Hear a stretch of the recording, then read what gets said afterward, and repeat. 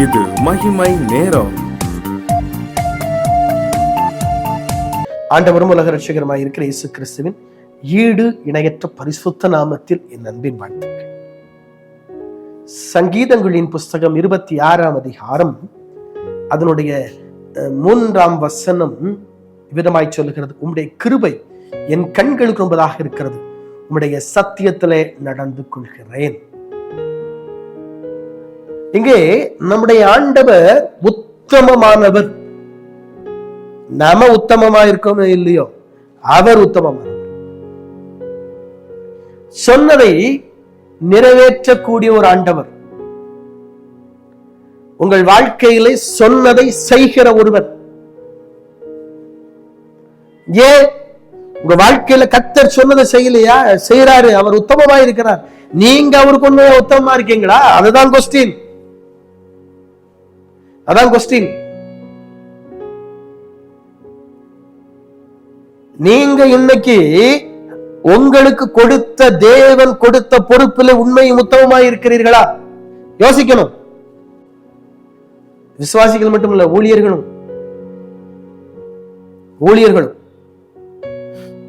இன்னைக்கு சின்ன ஒரு ஊழியத்தை நம்ம செய்வோம், சந்தோஷம். ஆனா அந்த ஊழியத்தில் ஒரு அற்புதம் நடந்துட்டா பாருங்க, ஐயோ அவங்களை பிடிக்க முடியாது. நான் ஜோமணி நடந்துச்சாக்கும், நான் ஜோமணி செஞ்சாராக்கும் ஆண்டவர், நான் தான் ஜோம் பண்ணேன், நான் தான் செஞ்சேன். ஓகே, சந்தோஷம். ஆனா அதை இடவிடமா சொல்லி உங்களை பெருமைப்படுத்துவதற்கு அல்ல, தெரிஞ்சுக்கணும். அது தேவன் செய்யக்கூடிய காரியம், அது கர்த்தர் செய்யக்கூடிய காரியம். அதுல நீங்கள் உத்தமமாய் இருக்கிறீர்களான்னு யோசிக்கணும். ஏன் அநேக விசுவாசிகளால் உத்தமமா நடக்க முடியல? ஏன் உண்மையா நடக்க முடியல? அபிஷேகம் உங்கள் வாழ்க்கையில வரவில்லை, தெரிஞ்சுக்கணும். ஒருவன் உத்தமமாய் உண்மையாய் நடக்கணும் அப்படின்னு விரும்புறா, அபிஷேகம் ஒன்றில் இருக்கும். என்ன பிரதர் சொல்றீங்க? அபிஷேகம் பெற்ற ஆட்களை சரியில்லைன்னா அது ரெண்டாவது, அவங்க தங்க அபிஷேகத்தை விட்டுட்டாங்கன்னு அர்த்தம், அல்ல தங்களுடைய அபிஷேகத்தை இழந்துட்டாங்கன்னு அர்த்தம். ஆனா அபிஷேகம் வரும்போது உங்கள் வாழ்க்கையிலே உத்தமமாய் நடப்பதற்கு அது உங்களுக்கு உதவி செய்யும். மேலும் தெளிவாய் சொல்லுகிறது, பரிசுத்த ஆவி உங்களிடத்தில் வரும்போது நீங்கள் பலனடைந்து எருசலேமிலும் பூமியின் சகல இடங்களில் எனக்கு சாட்சிகளாய் இருப்பீர்கள். கடைசியில் முடிக்கும் போது எனக்கு சாட்சிகளாய் இருப்பீர்கள். எருசலேம் மட்டும் இல்ல, யூதேயா சமாரியா பூமியின் கடைசி பரியந்தம் எனக்கு சாட்சிகள். அப்போ உத்தமமாய் நடக்கிற ஒருவன் சாட்சியை காத்துக்கொள்ள வேண்டும்.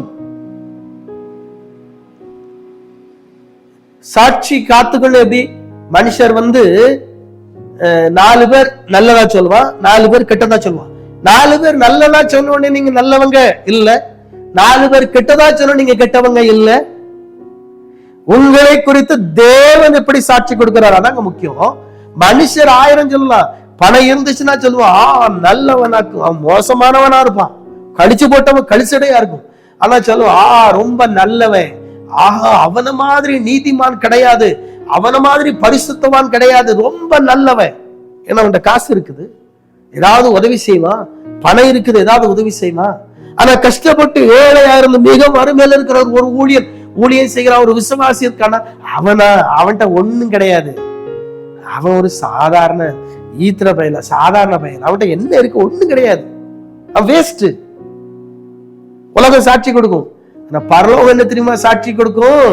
நீங்க ஒருவனை நல்லவன் சொல்றீங்களே, அவனை குறிச்சு கெட்டவன் சாட்சி கொடுக்கும். நீங்க தேவனுக்கு உண்மையா இருக்கிற ஒரு ஆளை பார்த்து கெட்டவன் சொல்றீங்களே, பரலோகம் பார்த்து நல்லவன் சாட்சி கொடுக்கும். பரலோகம் யாரை பார்த்து நல்லவன் சாட்சி கொடுக்கும், அவரை ஒரு நாள் இந்த பரலோகம் உயர்த்தும், இந்த பூமியில உயர்த்தும், இந்த பூமியில உயர்த்தும், இந்த பூமியில ஆசீர்வதிக்கும். நல்லவன் சாட்சி கொடுக்கிறான் பாருங்க, நல்லவன் சொல்றான் பாருங்க, அவங்கள இந்த உலகத்துக்கு முன்னதாக காட்டுவாரு. ஐயா நீ நல்லவன் சொன்ன, இப்ப வாழ்க்கையை பாரு, இப்ப அனுபவத்தை பாரு. உலகம் அப்படிதாங்க பேசும். முன்னால மனுஷருக்கு முன்னால நல்லவங்க மாதிரி காட்டணும் சொல்லிடுவோம். அவங்களா ரொம்ப நல்லவங்க, ஆண்டவரை போல நடக்கிறாங்க, ஆண்டவரை போல வாழ்றாங்க, ஆண்டவரை போல இருக்காங்க. இல்ல, உங்களை குறிச்சு உலகம் கொடுக்கிற சாட்சி முக்கியம் அல்ல. பரலோகம் உங்களை குறிச்சு என்ன சாட்சி கொடுக்கிறது, அதுதாங்க இம்பார்ட்டன்ட், அதுதாங்க முக்கியம். அந்த பரலோகம் கொடுக்கிற சாட்சி இந்த பூலோகத்திலே உங்களை குறிச்சு கெட்டவன் சொன்னாங்க பாருங்க, அதே அவங்க வாயில சொல்ல வைப்பாங்க, இவன் நல்ல ஒரு தேவ மனிதன், தப்பா இவனை பேசிட்டோம் சொல்ல வைப்பாங்க. இதாங்க பரலோகம் கொடுக்கிற சாட்சி. இதான் பரலோகம் கொடுக்கிற சாட்சி. உங்களோட ஊழியத்துல விசுவாசிகள் இருக்கீங்க, ஊழியர்கள் இருக்கீங்க, உங்க ஊழியத்துல ஒண்ணுமே இல்லையா, எல்லாரும் உங்களை ஏசுறாங்களா, பணம் இல்லாத ஊழியக்காரன், காசு இல்லாத ஊழியக்காரன், என்னையா இவனை கட்டி, காசே இல்லைங்கிட்ட, படமே இல்லைங்கிட்ட, ஒன்று செய்ய முடியாதவன் உலகம் சொல்லும். இல்ல, கர்த்தர் என்ன சொல்லுகிறார்? ஊழியம் செய்றீங்களா? ஊழியக்காரங்க, நான் ஒண்ணு சொல்லுகிறேன் இயேசுவின் நாமத்துல, ஊழியர்கள் எஜமான் என்ன சொல்லுகிறார் அதை மட்டும் செய்யுங்க. கணவன் அதை சொன்னாரு, நோ. மனைவி சொன்னா நோ. எஜமான் என்ன சொல்றாரு அதை செய்யுங்க. அதான் ஊழியம், அதான் ஊழியம். உங்களை கணவனோ மனைவியோ ஊழியத்துக்கு அழைக்கல, எஜமான் அழைத்திருக்கிறார். அவர் உங்கள் பண தேவைகளை, உங்கள் எல்லாத்தையும் நடத்துவார். பண தேவை கஷ்டப்படலாம், நாளைக்கு உயர்த்தி ஆசீர்வதிப்பார். அந்த எஜமான நோக்கி பாருங்க,